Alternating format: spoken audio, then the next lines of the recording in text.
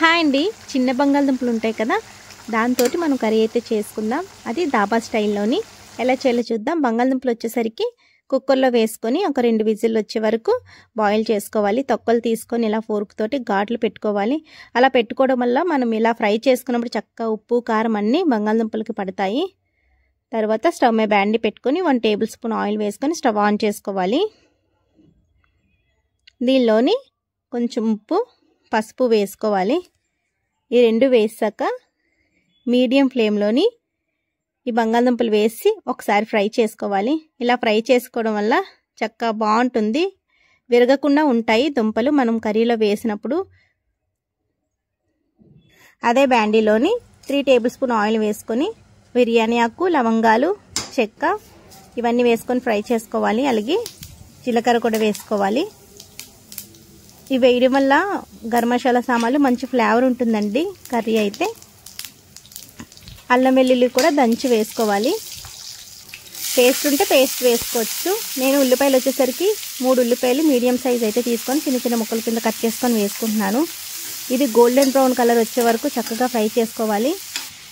ఉల్లిపాయలు వేసినప్పుడే నేను సాల్ట్ కూడా వేసేస్తున్నాను. మనం పొటాటో ఫ్రై చేసినప్పుడు సాల్ట్ వేసాం కదా, అది చూసుకొని దీంట్లో సాల్ట్ అయితే వేసేయాలి. గోల్డెన్ బ్రౌన్ కలర్ వచ్చింది కదా, ఇప్పుడు మనం కారం, అలాగే ధనియాలు, జీలకర్ర పొడి, కొంచెం గరం మసాలా పొడి ఇవన్నీ వేసుకోవాలి. నేను ఉల్లిపాయలు వేసినప్పుడు పచ్చిమిర్చి వేసానండి, ఆ క్లిప్ మిస్ అయింది. 2 పచ్చిమిర్చిలాగా చిన్న చిన్న ముక్కలు కట్ చేసి అయితే వేసుకున్నాను. ఈ కారం అది వేసాక ఒకసారి మిక్స్ చేసుకొని కొంచెం వాటర్ అయితే వేస్తున్నాను.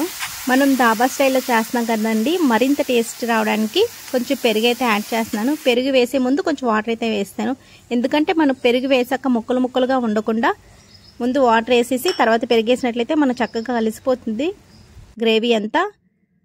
ఈ పెరుగు వచ్చేసరికి 1/2 కప్పు పెరుగులో అయితే నేను వేసాను. ఇది మొత్తం మిక్స్ చేసుకున్నాక మనం పొటాటోని ఫ్రై చేసుకున్నాం కదా, అవి కూడా వేసుకోవాలి దీంట్లోని. ఇది మొత్తం బాగా కలబెట్టాలి.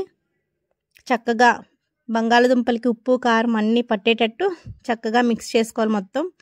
ఆయిల్ అయితే పైకి కొంచెం తేలింది. ఇప్పుడు మనం వాటర్ అయితే వేసుకోవాలి. మనం కర్రీ అయిపోతుందని తెలియడానికి ఏంటంటే ఆయిల్ పైకి తేలితే కర్రీ అయిపోతున్నట్లే. వాటర్ వేసాక మీకు వాటర్ గ్రేవీకి ఎంతైతే కావాలో అంత వాటర్ అయితే వేసుకోండి. ఇది వేసాక వాటర్ మూత అయితే పెడుతున్నాను. ఈ టైంలోనే మనం ఉప్పు కారం అన్నీ సరిపోలేదో చూసుకొని వేసుకోవచ్చు. ఒక 5 మినిట్స్ పోయాక మూత తీసాక కొంచెం కసూరి మేతి అయితే వేద్దామండి. కసూరి మేతి ఏ కర్రీస్లో వేసినా మంచి టేస్టీగా ఉంటుంది ఆ ఫ్లేవర్ అయితే కసూరి మేతి వేయడం వల్ల. కసూరి మేతి వేసి కొంచెం మిక్స్ చేసుకొని ఒక 5 నిమిషాలు ఉన్నట్లయితే మనకి కూర అయితే రెడీ అయిపోయినట్లే. చక్కగా రైస్లోకి కానీ చపాతీలోకి కానీ చాలా బాగుంటుంది కర్రీ అయితే.